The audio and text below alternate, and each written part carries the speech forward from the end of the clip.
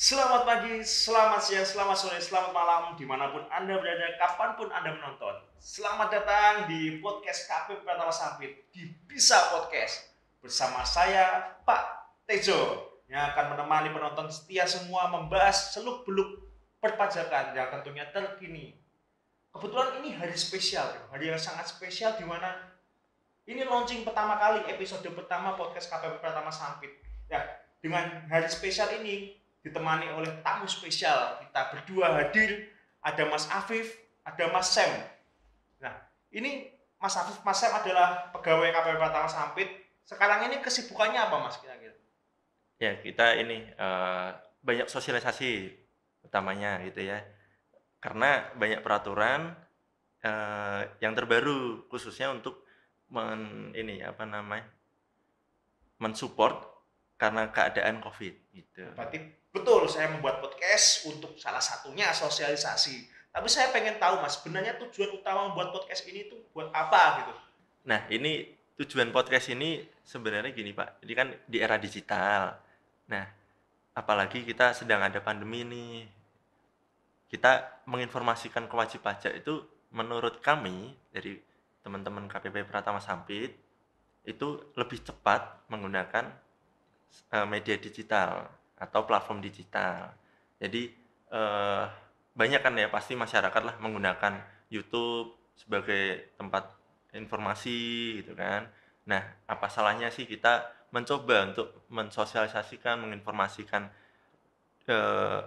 dunia perpajakan itu melalui kanal YouTube dan dibentuklah podcast ini. Ya pasti ya, kalau karena ada keadaan-keadaan menentu gitu ya yang mengharuskan untuk istilahnya update pengetahuan gitu ya, biar Betul. lebih cepat masalah perpajakan up to date lah istilahnya terkini, Ya. itu bisa melakukan sosialisasi salah satunya melalui podcast ini Podcast. gitu ya. Iya. Betul.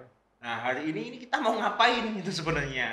Di hari yang sekarang ini kita harus membahas yang terkini nih. Saya lihat dan saya dengar kemarin itu ada aturan terkini tentang perpajakan gitu. Nah, betul. Gimana kalau kita bahas hari ini? Nah, kali ini di podcast perdana ini kita akan membahas PMK 231 Pak Tejo. Oh iya.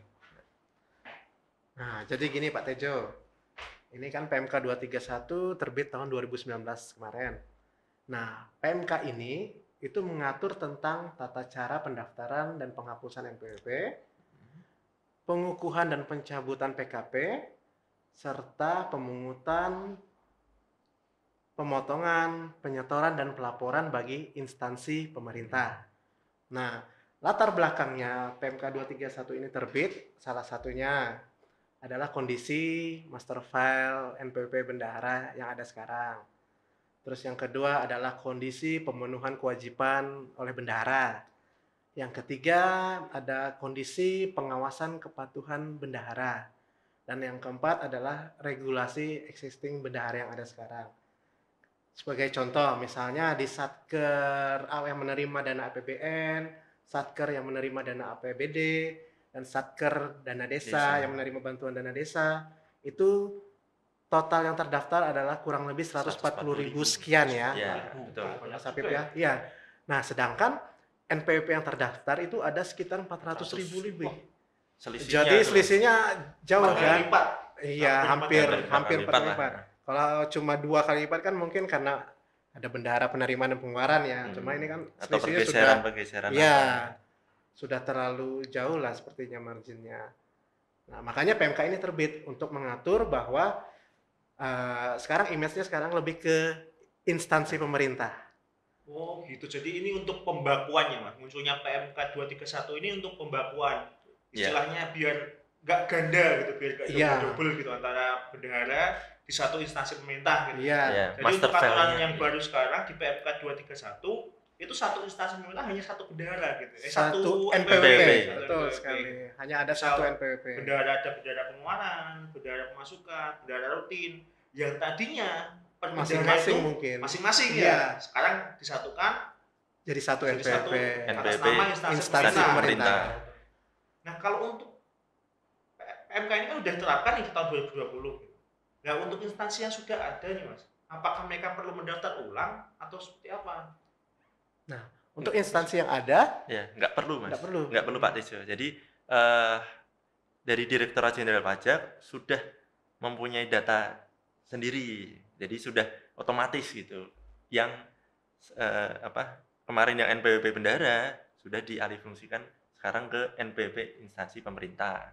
Ya, Itu mau dari pusat, daerah daerah. maupun desa. Berarti menggunakan database yang sudah ada ya, instansi Betul. apa aja itu udah dibuat oleh Direktorat Jenderal Pajak. Ya, diterbitkan secara jabatan oleh Diterbitkan secara Direktorat Jenderal jabatan. Pajak. Berarti Ya. kewajiban sekarang udah nggak perlu lagi bikin ya oleh instansi pemerintahnya ya. Ya. Udah difasilitasi oleh DJP. Berarti NPWP yang lama sabu bersih ya, hilang semua gitu ya. Ya bendahara-bendahara yang sebelumnya gitu. Ya, nantinya akan dihapuskan. Nantinya akan dihapuskan. Jadi hanya menggunakan satu NPWP instansi pemerintah tadi. Bagaimana Mas kalau misalnya ini kan yang sudah ada nih, instansi yang sudah ada diberikan fasilitas oleh DJP secara jabatan dibuatkan NPWP gitu kan. Bagaimana dengan istilahnya kalau tahun depan ada instansi baru gitu, misal badan baru atau pembentukan pemecahan misal dari Dinas Perikanan dan Kelautan dipisah jadi perikanan aja, kelautan aja. Gitu. Nah itu mendaftarnya seperti apa? Apakah perlu mendaftar atau kan dibikinkan lagi sama DJP? Ya, pertanyaan yang bagus Pak Tejo. Jadi untuk pendaftaran itu seperti pendaftaran biasa, seperti yang dilakukan teman-teman yang lain. Jadi untuk instansi yang baru yang mungkin belum terdata ataupun nanti yang akan terbit setelah ada pemekaran ataupun pengalih fungsian kan, itu cukup melaporkan ke KPP atau KP2KP di mana instansi pemerintah itu ada. Ya. Yang terdekat. Ya, misalnya betul. Dinas Sampit, berarti di KP Pratama Sampit. Betul. Karena kan intinya ketika instansi pemerintah itu terbit biasanya sudah ada DIPA-nya kan sebelumnya. Jadi kan dasarnya ada DIPA. Tahun ya. Betul. DIPA akhir tahun muncul untuk tahun ke depan. Untuk tahun ke depan. Kira-kira ada badan apa? Itu langsung disikat di situ sama DJP gitu ya. Ya. Jadi kalau ada instansi baru kan pasti kan dia udah punya DIPA tuh sebelumnya udah dianggarkan. Nah, itu salah satu syarat agar untuk bisa mendaftar mengajukan, untuk mengajukan NPWP instansi pemerintah gitu. Jadi kayak tadi perikanan, kelautan. Ini NPWP instansi pemerintah yang perikanan dan ini NPWP kelautan gitu. Seperti itu berarti ya. Nanti ada dokumen-dokumen persyaratannya.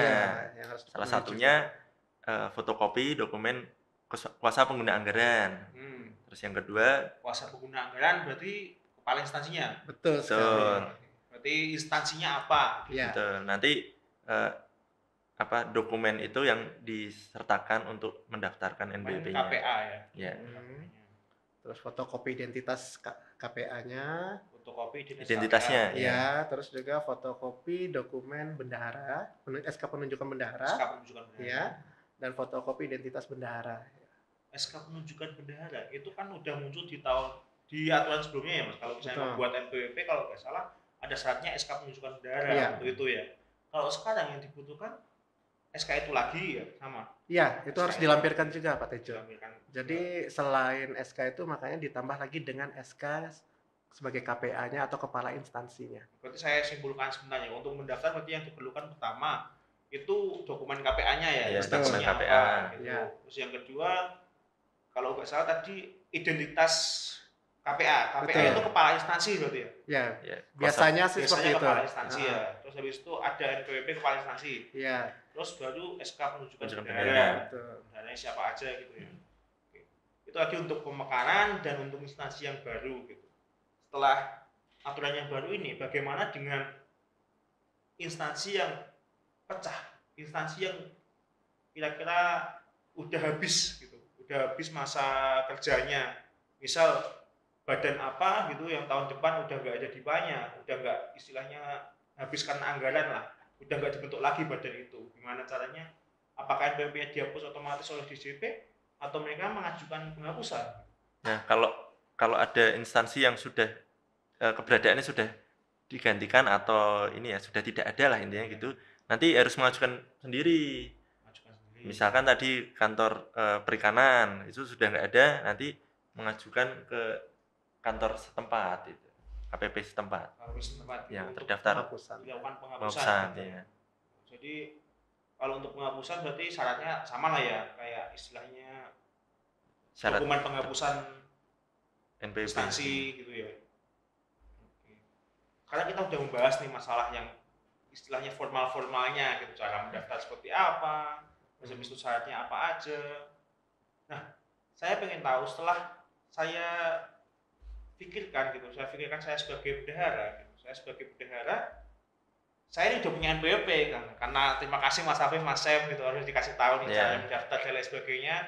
Nah, dengan NPWP ini bendahara ngapain?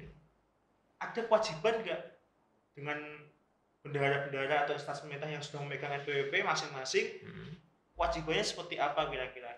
Nah, ketika ini sudah formalnya sudah semua ya, udah bisa daftar. Kalau yang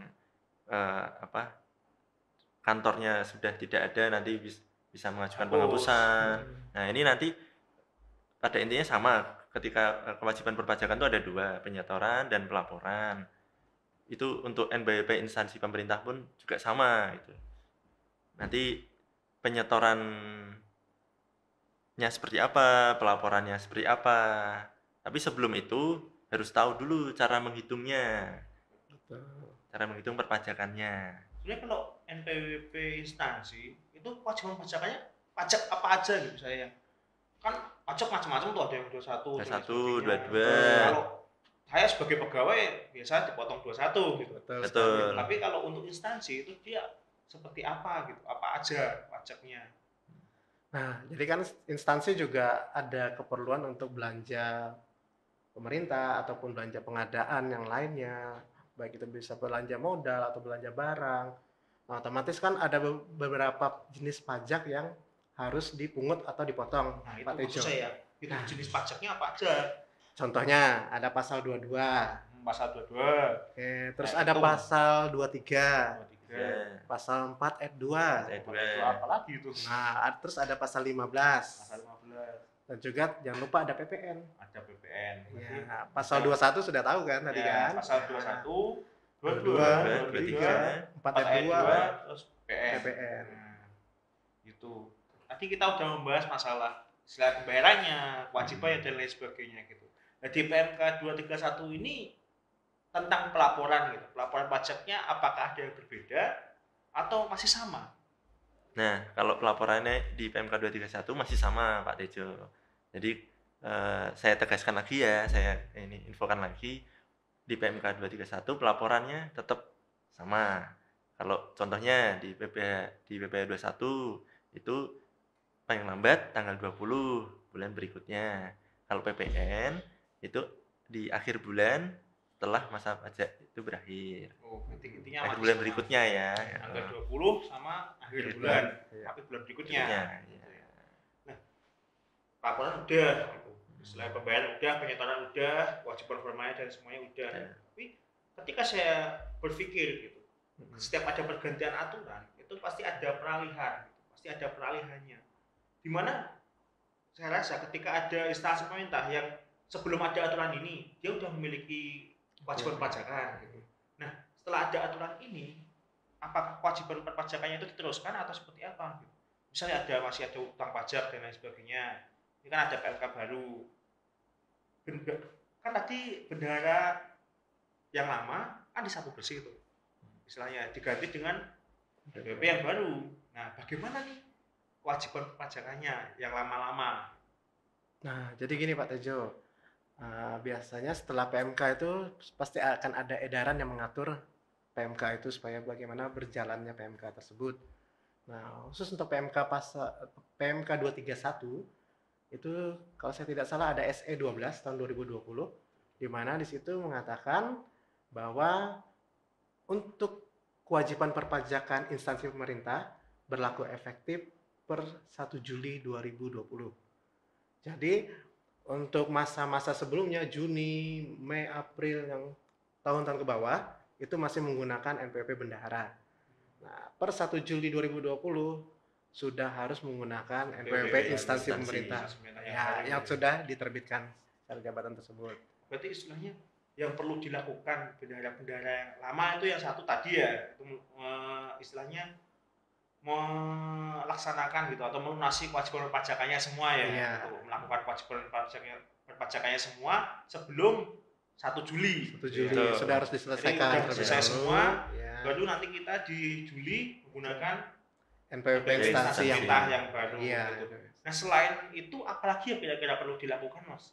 Nah, yang perlu dilakukan kan terkait dengan penerbitan NPWP instansi pemerintah ini, Iya. Direktorat Jenderal Pajak telah menerbitkan secara jabatan untuk Pak Tejo untuk NPWP yang ada di database Iya. master file kita. Jadi instansi-instansi pemerintah yang terdaftar di database kita itu sudah kita terbitkan NPWP instansi pemerintah secara jabatan. Nah, yang harus dilakukan bagi rekan-rekan pajak yang NPWP-nya telah dirubah secara jabatan adalah melakukan perubahan data. Nah, syaratnya seperti yang telah kita sampaikan tadi, Pak Tejo. Ada fotokopi SK penunjukan sebagai KPA atau kepala instansi, baik itu instansi pemerintah pusat, daerah, ataupun kepala desa. Dan juga melampirkan fotokopi SK bendahara dan juga fotokopi identitasnya juga masing-masing, jangan lupa dilampirkan. KTP, NPWP. Ya, Iya. nanti kan perubahan data itu dikirim atau dilakukan langsung di KPP.